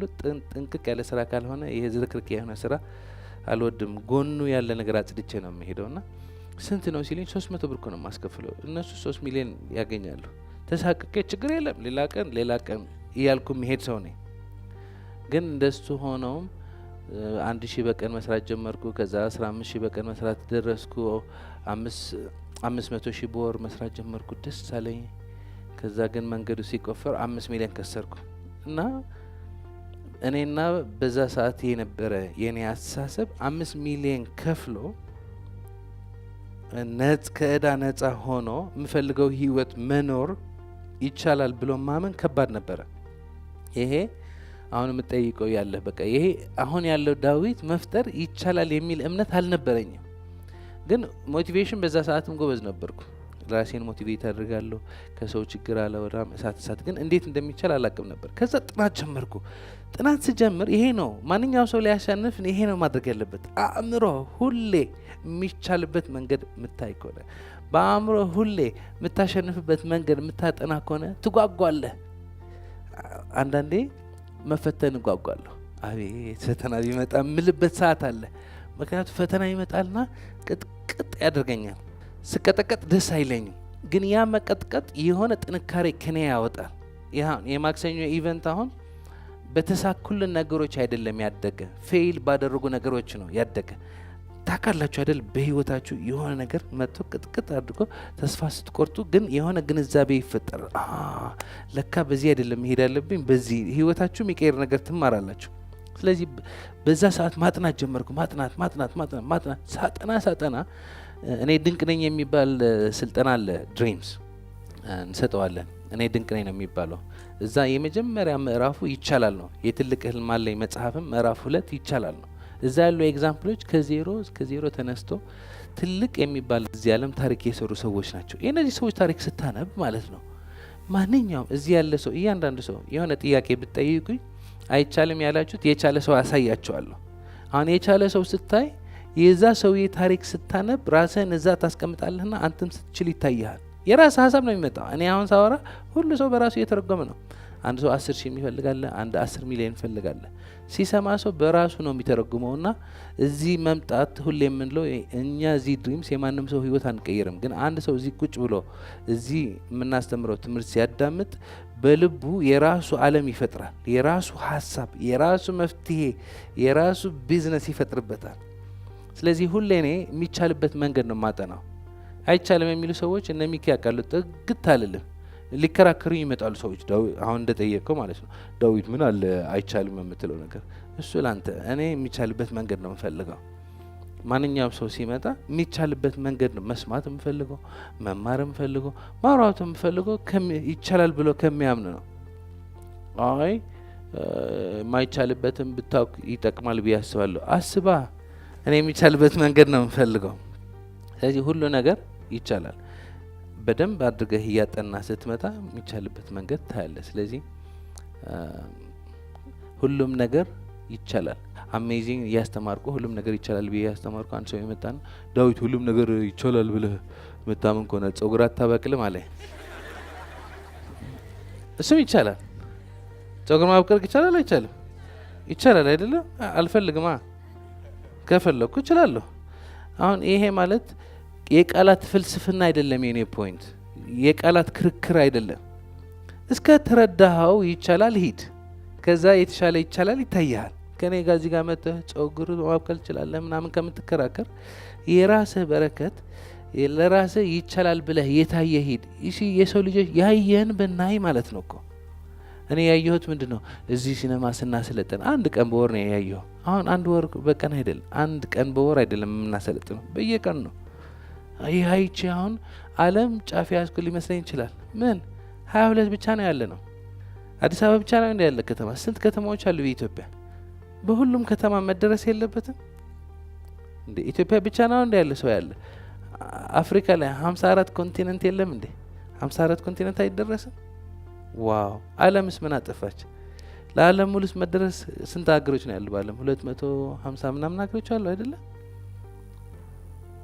ስለዚህ በቃ እቺ ሲኔማ ታየች፣ እቺን አሳካ። እቺ ያለች በረከት አጣጥማ አመስገን። እቺ ካሳካ መተኛት የለብህም። በአዲስ አበባ ደግሞ ታስባለህ፣ በኢትዮጵያ ደግሞ ታስባለህ፣ በአፍሪካ ታስባለህ፣ በዓለም ታስባለህ። ሁሉም ነገር ይቻላል።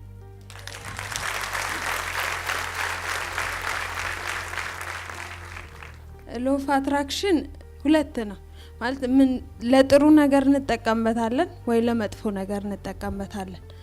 እንዴት ነው ለጥሩ ነገር ሁሌ መጠቀም ያለብን? አንዳንዴ መጥፎ ሀሳቦች ወደ አይምሯችን ይመጣሉና እነሱን በተደጋጋሚ ካሰብናቸው ይሆናሉ ብዬ አስባለሁ። እንዴት ነው ለጥሩ ነገር መጠቀም ያለብን? ሎ ኦፍ አትራክሽን ምንድነው የሚለው? የምታስበው ነገር ታገኛለህ ነው። አሁን ይሄ ሰፊ ነው። ጠለቅ ያለ መረዳት ያስፈልገዋል። ጠለቅ ያለ ጥናት ያስፈልገዋል። በመጽሐፉ የስህበት ህግ ተብሎ ተቀምጧል። በክላስም አለ። አሁን ግን በአጭሩ መንገድ እንግለጸው። የስህበት ህግ ምንድነው የሚለው? የምታስበው ነገር ታገኛለህ። አሁን ስም ተሰጠው እንጂ ህይወት እኮ ነው። ህይወት የምታስበው ነገር ነው የምታገኘው። ይሲ ሰው ሎ ኦፍ አትራክሽን ሲባል እንደ አዲስ ወሰደው እንጂ ሁሌ የምታስበው ነገር ነው የምታገኘው። ትልቁ ችግር የሰው ምንድነው? አያስብም። አብዛኛው ሰው አያስብም። የለም ማለት እንደዚህ ስታየው ከውጭ አለ፣ ከውጭ ስታየው አለ፣ የሚሰማ ያለ ነው የሚመስለው ምናምን። እዚህ ጋር ሳወራ ሳፈጥበት ይላል ማለት ሁሉ ሰው አይደለም።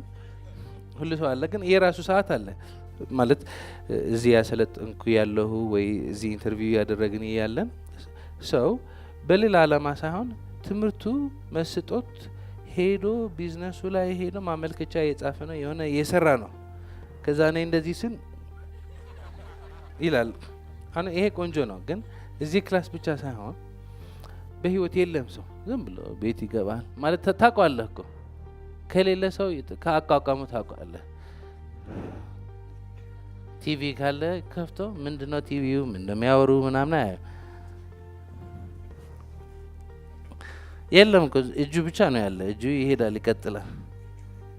ከዛ በቃ እዚህ ጋር ጥላቻ ያስተምሩታል፣ ወይ ሰበር ዜና ወይ የሆነ ፖለቲካ ያስተምሩታል፣ ፕሮግራም ይደረጋል ምናምን። ከዛ እዚህ ድሪም ሲመጣ በሳምንት ህልምህ ምን ደረሰ ሲባል ሎ ኦፍ አትራክሽን አይሰራም። መች ተጠቀምክበት? ሚዲያው ሲጠቀምብህ ነበር፣ ችግሩ ሲጠቀምብህ ነበር፣ ፖለቲካው ሲጠቀምብህ ነበር እንጂ ህይወትህ መች ኖርክበት? ሁሌ የምናገረው ታሪክ አለ አይደል? የአንድ ሰከራ እንድገመው። ማምሸት አልነበረበትም፣ ምን አደረገ? አመሸ። ወደ ጓደኞች መሄድ አልነበረበትም፣ መጠጣት አልነበረበትም፣ መድገም አልነበረበትም፣ ቀጠለውና መስከር አልነበረበትም፣ ሰክሮ መንዳት አልነበረበትም፣ እየነዳ ሞባይሉ መጎርጎር አልነበረበትም። ከዛ በድንገት ማለት ነው በሎ ኦፍ አትራክሽን በድንገት ፊት ለፊቱ ግድግዳ ገባበት። በድንገት አይደለም፣ ይህ ሁሉ አክሽን ድምር ነው። ግድግዳው ሄደው የተጋጨ ግን ሰው እኔ ግድግዳው ገጨሁት አይልም። ግድግዳው ገባብኝ ነው አይደለ? አናደደችኝ። ግድግዳ የምንለው ያለን በሎ ኦፍ አትራክሽን ጥሩ መጥፎ ያልሽው ማለት ነው። መጥፎ ሰው አንድ ነገር ካሳካ ማለት ነው ራሱ ሄዶ ካሳካ አሳክተናል ነው አይደለ? ከወደቀስ ሎ ኦፍ አትራክሽን አይሰራም። አጋጭብኝ፣ አቃጠለኝ፣ አናደደችኝ። ለሰራነው ስኬት አጨብጭቡልኝ ነው። ለወደቅነው ውድቀት ይሄ ውድቀት እኔ አምጥቼዋለሁ አይደለም፣ ሚኪ ነው እንትና ነው እንትና ናት የሚከሰሱ ሰዎች አሉ። ስለዚህ ሎ ኦፍ አትራክሽን ከነቃ ሲሰራ ታየዋለህ። ሀብታም እንዴት እንደምትሆን ታያለህ። ድሃ እንዴት እንደምትሆን ታያለህ። ሙሉ ቀን ኮንሽስሊ የምትሄድ ከሆነ if you're here if you're aware ሁሌ awareness ያንተ አቴንሽን ክፍት ከሆነ ደመነፍስ ቅድም የጠየቀችው በቃ አቴንሽንህን እዚህ ከሆነ ምንድን ነው የሚያመልጥህ? ሁሌ ስትሄድ ማለት ነው ስታስብ፣ ስትሰራ፣ ስትንቀሳቀስ እዚህ ኢቨንት ላይ ምን ያስፈልጋል ሁሌ አቴንሽን ኦፕን ከሆነ የሚያስፈልግ ሰው ታያለህ፣ የሚያስፈልግ ትምህርት ትማራለህ፣ የሚያስፈልግ ገንዘብ ታገኛለህ። ሰው የለም ሲጀመር የውስጡ ሰላም የለም። ስለዚህ ከውስጥ የመጣ መፍረስ አለው። ከዛ ቀጥሎ የሚያየው የሚያሰክረው ነው፣ ጥላቻ የሚያስተምረው ነው፣ የሚያፈርስ ነው፣ ሌላ ነገሮች እንደሚመኝ የሚያደርግ ነው። እዚህ ጋር አሁን ከሳምንት በፊት ሎ ኦፍ አትራክሽን ተምረዋል። እኔ እንደዚህ አደርጋለሁ እንደዚህ ብሎ ግን የለም ሳምንት ብሎ ከዛ ሲነቃ ማልፈልገው ጠራልኝ። ራስህ ነው የምታደርገው ያለው። ሎ ኦፍ አትራክሽን ያለ አንተ ፍቃድ ነገሮች የሚያመጣልህ ህግ አይደለም። ደጋገመህ የምታስበው፣ የምታምነው፣ የምታንጸባርቀው፣ የምትሆነው፣ የምታደርገው ደማምሮ የሚያመጣልህ ነው። ስለዚህ በአጋጣሚ አይደለም የሚሰራው፣ በዲዛይን ነው የሚሰራው። ልብህን ከተመለከት የምትሄድበት 24 ሰዓት ከተመለከት የት የመሄድ መሆኑ የት እንደምትደርስ ማወቅ ትችላለህ። ስለዚህ ለየት ያለ ህግ አይደለም። ጀስት እዚህ ንቁ ከሆንክ ይታያል።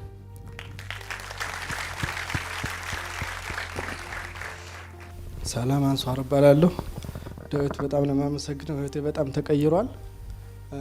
ግን አሁን ሰሞኑ ምንድነው ከደላላችሁ ጋር ነው የምውለው ህይወት እንትን ለማሳካት ማለት ነው ህልሜን ይሄን ክላስ ሳልጨርስ አሳክቼ መውጣት አለብኝ ብዬ ማለት ነው። እና ሰዎች ጋር እነጋገራለሁ ይፈርሳል፣ ሰዎች ጋር እነጋገራለሁ ይፈርሳል። ቃል የገቡልኝ እንደገና ሀሳባቸውን እየቀየሩ ማለት ነው። ዋጋም ጨርሰን ተነጋግረን ይሄን ያላግዛለን የሚሉ እንትን እያሉ እና እንዴት ነው ይሄን ማሳካት የምንችለው ነው። የማሰብ ሂደት የሚባል አለ። አብዛኛው ሰው ጠዋት ተነስቶ ሲያስብ አሁን ስላለው ችግር ነው የሚያስበው። አሁን እሱም ነው የሚያስበው ደላላዎች ጋር እኮ እየሄድኩ ነው፣ ከዛ በላይ ምን ላድርግ እየሄድኩ ነው። ጠየኳቸው፣ አይታመኑም። እሺ ይሉኛል፣ ይሰርዙብኛል። አሁን አየሁ አቋቋሚ እያያችሁት ነው አይደለ? የምታወራ ወሬ ይቀይረዋል አቋቋምህን። ማለት አይሰሙም ስትል ብቻህንም እንደዚህ ያልክ ነው የምትሄደው። ሰው አይታችሁ አታውቁም? ብቻውን ይሄደ እንደዚህ ይሄዳል። ነህ በቃ ምን ጣጣ ነህ፣ ማጣት ነህ፣ ችግር ነህ። እዚህ ጋር ሆነ አይታይህም መፍትሄው። እንዴት ይታያል? እንደዚህ የሚያደርግህ ነገር ብቻ ነው የምታየው። የሚታይ ያለህ መንፈስ ነው። ብጥብጥ ከሆነ መንፈስ ብጥብጥ ነው የምታገኘው። ሰላም ከሆነ መንፈስ ሰላም ነው የምታገኘው። የለም ከሆነ መንፈስ የለም ነው። ያላቸው አይመጡም ወደ አንተ። ትልቅ መረዳት ያስፈልጋል። አይቻልም እያልክ የሚያስችሉ ሰዎች አይመጡም። ምክንያቱም ጠይቁ ይሰጣቸዋል። በአፋቸው የምንጠይቀው አይደለም እኮ የሚሰጠን በልባችን። በአፍማ ይቀይራል ሰው። እዚህ የሚለው ቤተ ክርስቲያን የሚለው መስጊድ የሚለው ይቀይራል አይደለ? ሰው ቤተ ክርስቲያን ሲሄድ የሚያወራውና የሚያሳየው ባህሪና 24 ሰዓት የሚያሳየው ባህሪ የተለያየ ነው። ስለዚህ ሀሳባችን 10 ስለሚቀየር ሰው እዚህ ጋር ሲመጣ እኔ ትሪሊየነር ነኝ፣ ቢሊየነር ነኝ፣ ጠቅላይ ሚኒስትር ነኝ ምናምን ብዙ ነገር ያወራል። ከዛ አድርግ ሲባል ደግሞ ይለቃቅማል። ማለት ባህሪው ስታየው ደግሞ ሌላ ነው። ስለዚህ የነዚህ ሁሉም ሀሳቦቻችን ድምር ነው የሚሰጠን። ጠይቁ ይሰጣቸዋል። እዚህ ጫፍ የምናወራው ሳይሆን ቅድም ሎ ኦፍ አትራክሽን እንደጠቀስ ሁሌ ይሆን ነው።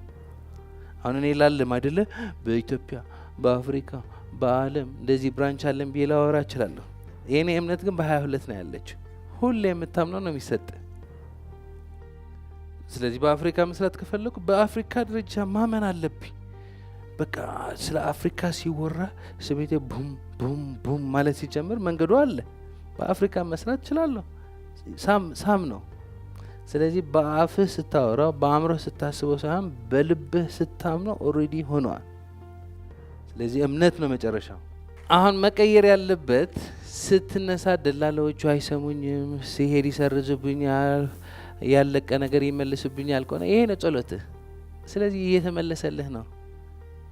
መቀየር አለበት። የምትፈልገው ነገር እንደተሳካ ማየት አለብህ፣ እንደሚሳካ ማየት አለብህ። ተሳክተዋል ብለህ ማሰብ አለብህ። የምታያቸው ትምህርቶች ያሳኩ ሰዎች ሲሆን እንዴት እንደምገልጸው ትንሽ ይከብደኛል። የሆነ ስሜት አለ ከውስጥ። በቃል ከሆነ አሃ ሞመንት ነው የምንለው። የምትቀይርህ ነገር ስትሰማ አሃ ሞመንት አለች። አሁን ገባኝ። ዘሪዘን አሃ ሞመንት አሃ ሞመንት ብቻ ሳይሆን አለ በውስጥህን ቡም ብሎ የሚፈነዳ ስሜት አለ። አሁን እቺ ካላደረግኩ አልመለስም። እንደሱ አይነት ሀሳብ፣ ስሜት፣ እምነት ሲኖርህ ታገኘዋለህ። አሁን እንደሱ እንዳታስብ። ምንድነው እነዚህ አይሰሙም፣ አይረዱም፣ ያፈርሳሉ። ይሄ ነው ጸሎት። ቀይር፣ ጸሎትህን ቀይር፣ ሀሳብህን ቀይር፣ ልብህን ቀይር፣ አነጋገርህን ቀይር። ሀብታም ሁን፣ በሀብት የተሞላ ሰው ሁን። ሀው ዱ ዩ ዱ ኢት? በቃ የምታነበው፣ የምታጠናው፣ የምትውለው፣ የምታስበው የውስጥ ቅድም እንዳልነው ነው። የውስጥ ሰላም የኔ ኃላፊነት ነው። የውስጥ ሀብት የኔ ኃላፊነት ነው። በውስጥ ሰላምና ሀብታም ሲሆን ውጩ ሰላምና ሀብት መቀየር አለበት።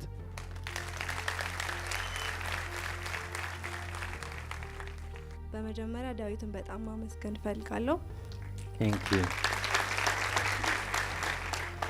በህይወቴ እዚህ ደረጃ እንድደርስ ካደረጉኝ ሰዎች ዋነኛውና አንደኛው አንተ ነህ። ዋው ቴንክ ዩ። ክላስ ወስደሻል? አልወሰድኩኝም፣ ግን ዩቲዩብ ላይ ይከታተል ነበር ከ2011 ጀምሮ ማለት ነው። እና ያኔ 11ኛ ክፍል እያለሁ ትልቁ የኔ ኢንሴኩሪቲ በጣም አንደርዌይት ነበርኩኝና 42 ኪሎ ነበርኩኝ። ለኔ ያ ትልቅ ነገር ነበርና ብሊቭ ማድረግ እንዳለብኝ ብዙ ቪዲዮዎችን አንተ ጋር አይቼ ነበርና ከዛ ክብደቴ ይጨምራል ወፍራም ነኝ ብዬ ማሰብ ጀመርኩኝ ማለት ነው። ከዛ በትንሽ ወራት ውስጥ 10 ኪሎ ጨመርኩኝ።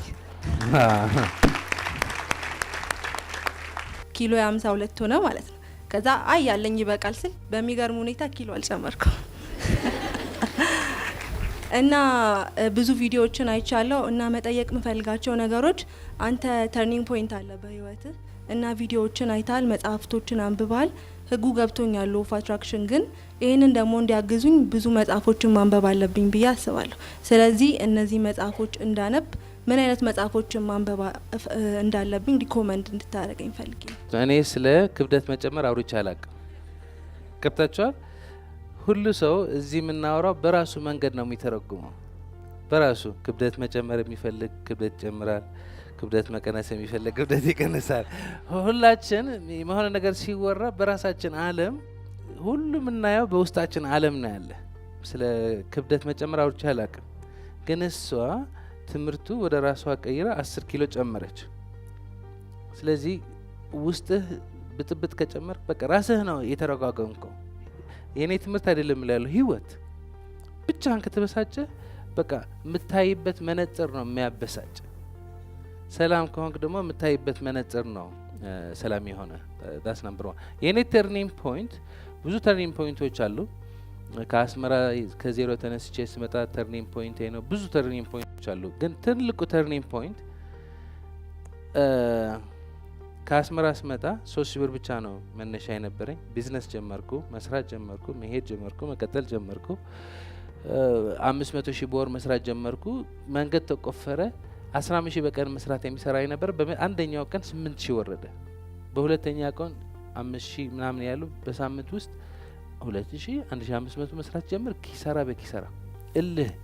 ያ ቢዝነስ ሰርቫይቭ እንዲያደርግ እበደራለሁ ከባንክ ከሰው።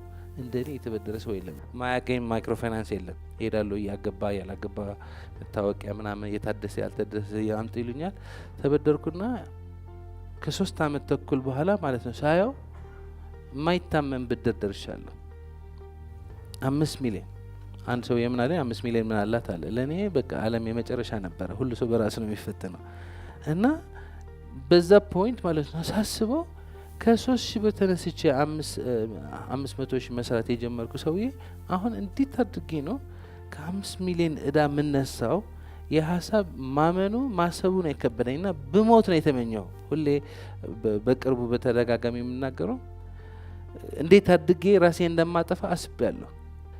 ራስን ማጥፋት ዘለለ ጠፋ ሳይሆን ድንገተኛ የሚመስል ሞት ለማስመሰል መኪና የነዳሁ ልጋጭ እንደ ምናምን አይነት እንደሱ አይነት ክፉ አስቤያለሁ። ምክንያቱም 5 ሚሊዮን ከኔ በላይ ያደረግኩት። ከዛ ግን ሳጠና ማለት ነው ከኔ የባሰ ስንት መከራ ያሸንፉ ሰዎች አሉ። ግን ከዛ በፊት ምንድነው እኔ ብሞት ለኔ በዛ ሰዓት ግልግል ነበረ ከነበረኝ በውስጤ ከፈጠርኩት ጭንቀት። ግን ስለ እናቴ ሳስብ፣ ስለ ወንድሞቼ እህቶቼ ሳስብ በጣም ነው የምወዳቸው ማከብራቸው። እነሱም ለኔ እንደሱ ለኔ ግልግል ነው፣ ለነሱ ግን ሌላ ጫና ነው። እጄን አልሰጥም አልኩ። እቺ ውሳኔ ናት። እቺ ውሳኔ በቃ እኔ ዳዊት ድሪምስ ሆናል። በዛ ሰዓት ነው ማይ መሆን ማለት ነው። አስቢው በዛ ሰዓት ፐርሰናል ዴቨሎፕመንት የሚያስተምር ሰው አልነበረ። ዶክተር ምህረት ያስተምር ነበር፣ ግን እንደዚህ ኢንዲቪጁዋል አያስተምርም ነበር። ወረታ ዶክተር ወረታ ብዙ ትላልቅ ስራዎች የሚሰሩ ሰዎች ነበሩ። አሁን ሁለት ብቻ ነው የጠቀስኩላቸው። ግን እኛ ምን ሰራው ያለን እኔ የታየኝ የሚገርማችሁ መልካችን እንደሚለያይ ማለት ነው። ህልማችን ይለያያል፣ ሚታይን ይለያያል። እኔ የማይበት መንገድ አለ፣ ሚኪ የሚያይበት መንገድ አለ። ታየ በዚህ መንገድ ለውጥ መፍጠር እንደምንችል በጣም ታየ እና ያ ህልም በካርዷ ጽፌ ስወስን አለቀ። እሷ ናት የኔ ተርኒንግ ፖይንት። ወደዛ እንድደርስ በጣም የገፋፉኝ ነገሮች ዘ ሲክሬት የሚባል ቪዲዮ በጣም ነው የማየው የነበሩ። ከ1000 በላይ ጊዜ አይቼዋለሁ፣ ያለ ማጋነን ማለት ነው። አንድ ትሰማለህ። አሁን ባለፈ ሰማ አስክ ብሊቭ ሪሲቭ የሚል ነገር ሰማሁ። የሆነች ነገር ነካ ይሲ መነካትህ አይቀርም፣ መነካትህ አይቀርም። በምን ትነካለህ ነው። ቤት ገብተህ ክፉ የሚያወሩ ሰዎች ከሰማህ የሆነ ዲግሪ ክፉ ትቀይራለች። ቤት ገብተህ የሆነ ታምር የሰሩ ሰዎች ስትሰማ የሆነች ክሊክ ታደርጋለች። ስለዚህ ዘ ሲክሬት ዋዝ ቬሪ ፓወርፉል። ከዛ ምን አደረግኩ? ዘ ሲክሬት ያሉ ሰዎች እያንዳንዱ አወጣሁ። ቦብ ፕሮክተር፣ ማይክል ቤክዌዝ፣ ጃክ ካንፊልድ እያንዳንዳቸው፣ ኒል ዶናልድ ሆሽ አወጣሁና እነሱ ያጠኑትና እነሱ ያስተማሩ ሰዎች። በተለይ እንደ ቦብ ፕሮክተር ያጠናው ሰው የለም። ኢን ዲቴይል ነው ያጠናው። የቦብ ፕሮክተር ኮቾች፣ ናፖሊዮን ሂል፣ አንድሩ ካርኔጊ እነሱ በመደዳ ነው ያጠናኋቸው። ትልቅ ህልም አለኝ ኢንስፓየር ያደረገኝ ቲንክ ኤንድ ግሮው ሪች የሚል የናፖሊዮን ሂል መጽሐፍ ነው። that's a beautiful book to read. so ናፖሊዮን ሂል ቲንክ ኤንድ ግሮው ሪች ሲጽፈው አሁን በ100 ሚሊዮኖች ነው ኮፒ የሆነና ትልቅ ህልም አለኝም እንደሱ ይሆናል ብዬ ነው። ትልቅ ህልም አለኝ ከነበብሽው እዛ ውስጥ የሚጠቀሱ መጽሐፍቶች አሉ። በጣም ማደንቃቸው የዎል ስቲወትል ዘ ሳይንስ ኦፍ ጌቲንግ ሪች፣ ዩ ስኩዌር ባይ ፕራይስ ፕሪቸርድ፣ ዩ አር ቦርን ሪች በፕሮክተር፣ ዘ ሲክሬት ቱ ሰክሰስ በኤሪክ ቶማስ። ቆንጆ መጽሐፍቶች ናቸው። እሺ እድሉ ስለተሰጠኝ አመሰግናለሁ። ማዕበል እንዳሻው እባላለሁኝ። በመጀመሪያ ማንሳት የምፈልገው ጥያቄ ዳዊት ስኬታማ ነኝ ብለህ ታስባለህ ወይ? ማለትም ስኬት መጨረሻ ወይም ገደብ አለው ወይ? ይሄ ማለት የፈለኩበት ምክንያት እኔ ብዙ ህልሞች ነበሩኝ። አሁን ምናልባት እዚህ ጌታች ያሉት ኦዲየንሶች አይመለከቱም። በዊልቸር ላይ ያለሁት የዛሬ አመት በደረሰብኝ የመኪና አደጋ ምክንያት ነው እንደዚህ ፓራላይዝድ የሆንኩትና ብዙ ነገር ተብያለው። በህይወት አይቆይም፣ አይተርፍም፣ ይሞታል እስከመባል ተነስቶ መቆም አይቻልም እስከሚባልበት ደረጃ ደርሼ ነበረ።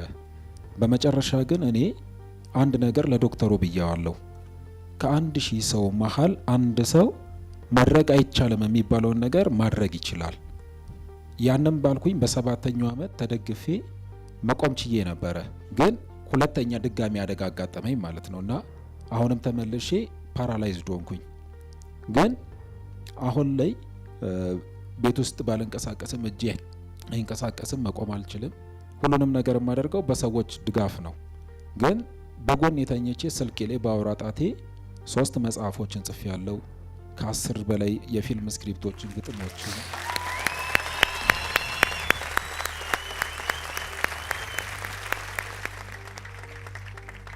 አመሰግናለሁ። ከዛ በተጨማሪ የራሴን የዩቲዩብ ቻናል ከፍቼ እቤት ውስጥ በራሴ ነው፣ ማንም ኤዲት አያደርግልኝም፣ ማንም አይቀርጸኝም። እየቀረጽኩኝ ኤዲት እያደረግኩኝ ዩቲዩብ ላይ ታሪኮችን፣ የተወሰኑ ግጥሞችን፣ ወጎችን እለቃለሁኝ። አሁን ደግሞ አደጋው ሁለተኛው አደጋ እኔ ላይ ብቻ ሳይሆን ቤተሰብ ላይም ነበረና የተወሰነ ጊዜ በሰዎች እርዳታና ድጋፍ ነበረን። ለሕክምና ብር ተሰባስቦ ሲሰጠኝ እኔ ሁሌ በሰው እርዳታ መታከም የለብኝም ብዬ ሕክምናውን አቁሜ መጽሐፌን ለማሳተም ወሰንኩኝ። ማተሚያ ቤት ተነጋገርኩኝ። ግማሹን ክፍያ ነው የቻለልኝ፣ ከፈልኩኝ። ቀሪው ክፍያ ደግሞ በሰዎች እርዳታም ይሁን በተለያየ መንገድ ማግኘት እችላለሁ የሚለው ውሳኔ ነው የወሰንኩትና ሕክምናን ሳቋረጥ ብዙ ሰዎች ይሄ እብደት ነው የሚል ነገር ነበር ይሰጡኝ። እኔ ግን መጽሐፉ ተሸጦ ይመለሳል እርግጠኛ ነኝ ብዬ ነው ያሳተምኩትና አሁን የተባለው ክፍያ አልተከፈለም። ብዙ ስፖንሰሮች ጠይቄ ፕሮግራም ለማዘጋጀት ምንም ነገር አላገኘውኝም። ግን በራሴ ተማመናለሁ። አንድ ነገር ማድረግ እችላለሁ ብዬ ካሰብኩኝ አደርጓለሁ ብዬ ስለተነሳሁኝ እግዚአብሔር ከፈቀደ አሁን የፊታችን ሰኞ ታህሳስ 3 ግሮቭ ጋርደን ላይ በትልቅ ድምቀት መጽሐፌ ይመረቃል።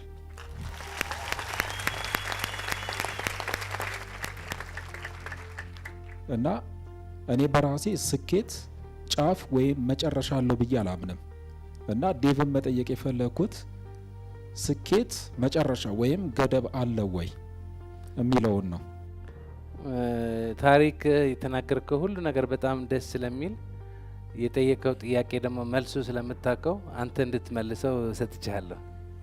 እኔ በራሴ ስኬት ደረጃ ነው፣ የማያልቅ ደረጃ ብዬ ነው የማስበው። እና አንድ ነገር በተሳካ ለምሳሌ እኔ አሁን መጽሐፌን አሳትማለሁ ብዬ አሳትም ያለው ዛሬ መጽሐፌን አሳትም ያለው በቃ ብዬ አልተኛም። በእኔ ስኬት ማብቂያ ያለው ብዬ አላምንም። ቢዩቲፉል። ሶ ስኬት ማለት ሁሌ ስንት ነገር ነው? 3 ነገር ነው። ስኬት ማለት መጀመሪያ ስኬት መጽሐፍ ማሳተም አይደለም፣ ማሳተሙ መጽሐፉ አይደለም ስኬቱ። ስኬት የሚባለው አሁን የት እንዳለህ ማወቅ። አሁን አላሳተምኩም ሊሆን ይችላል። ሁለተኛ ደግሞ የት መሄድ እንደምትፈልግ መወሰን፣ በቃ እርግጠኛ ሆነህ ታየዋለህ። ሶስተኛ ሆነህ መገኘት ነው። አእምሯችን ሀብታም እያደረግን ኢትዮጵያ ብቻ ሳይሆን አፍሪካ እንቀይራለን። ስለዚህ በጥበብ ደስ በሚል ሁኔታ ስለመለሰልን ደግሞ ለዳዊት ድሪምስ እኔ ድንቅ ነኝ፣ እኛ ድንቅ ነን፣ ታይቶናል፣ ተጀምሯል። ሌትስ ጎ። በእርግጥም ተሳክቷል። ዶሮ መንገዱን ሰብሯል።